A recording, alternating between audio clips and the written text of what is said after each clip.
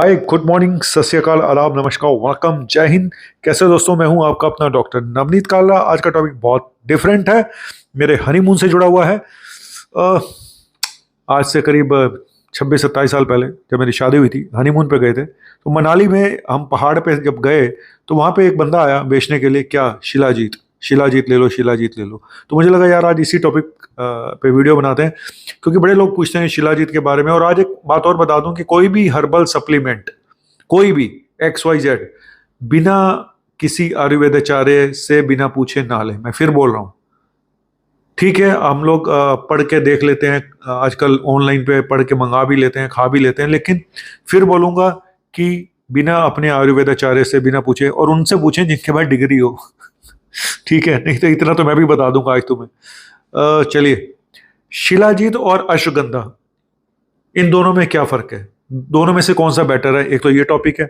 दूसरा ये कि शिलाजीत के बेनिफिट और साइड इफेक्ट क्या क्या है, किसको नहीं लेना चाहिए, ये भी बताऊंगा।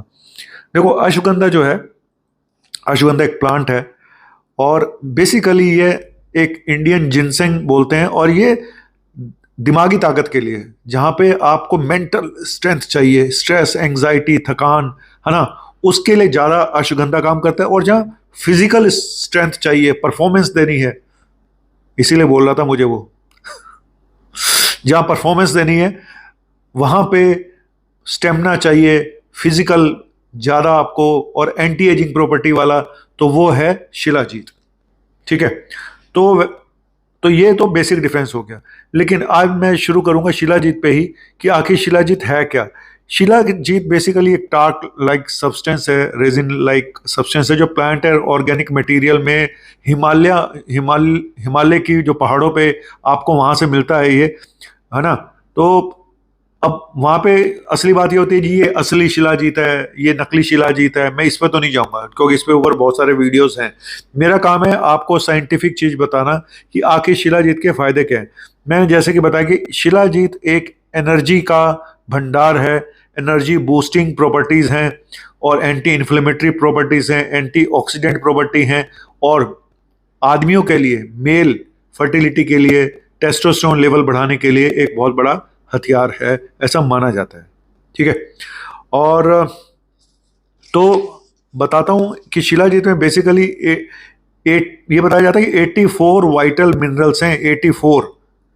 और इसमें जो मेन होता है फल्मिक एसिड होता है, जो कि मेन एंटीऑक्सीडेंट और एंटी इन्फ्लेमेटरी काम करता है। इसके अलावा copper, magnesium, nickel, silver, silicon, पता नहीं क्या क्या, बड़े सारे, जिंक।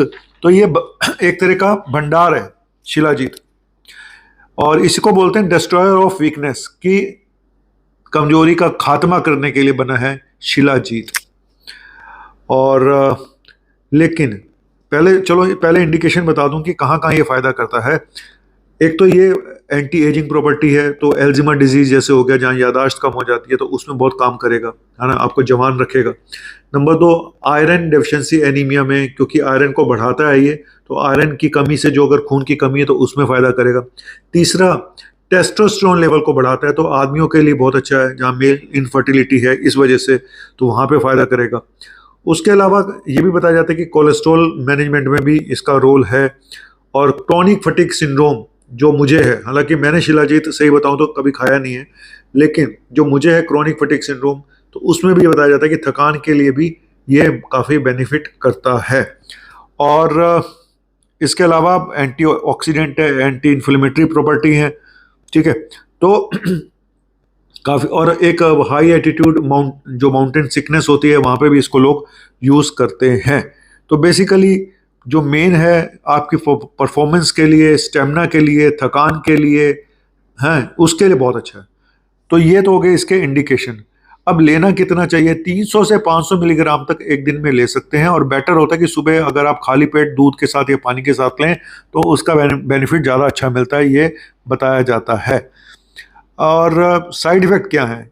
कई बार इसको लेने से कुछ लोगों में इरेगुलर हार्ट बीट या हेडेक, डिजीनेस, चक्कर वगैरह आ सकते हैं, लेकिन लॉन्ग टर्म साइड इफेक्ट क्या है वो मैं जरूर आज आपको बता के जाऊंगा।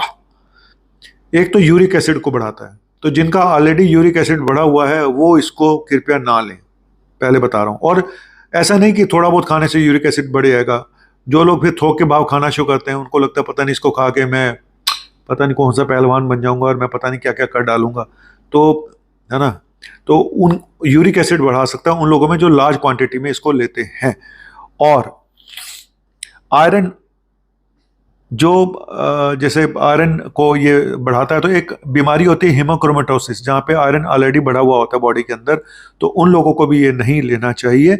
और थैलेसीमिया में और सिकल सेल एनीमिया में भी इसका यूज़ नहीं करना चाहिए, उन पेशेंट्स को भी इसका यूज़ नहीं करना चाहिए। तो मैंने शॉर्ट में आपको बताने की कोशिश करी है कि अश्वगंधा और शिलाजीत में फ़र्क क्या है। अश्वगंधा दिमागी ताकत के लिए ज़्यादा अच्छा है और ये फिजिकल ताकत के लिए। और क्या दोनों एक साथ ले सकते हैं?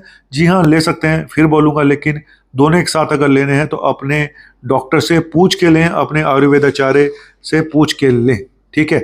पता लेकिन क्या होता क्या है कि हम लोग इतना इंटरनेट पढ़ पढ़ के आधे से ज़्यादा डॉक्टर बन गए और सोचते हैं यार ये तो आयुर्वेदिक है, ये तो हर्बल प्रोडक्ट है, इसको खाने से क्या होगा, इसको खाने से क्या होगा।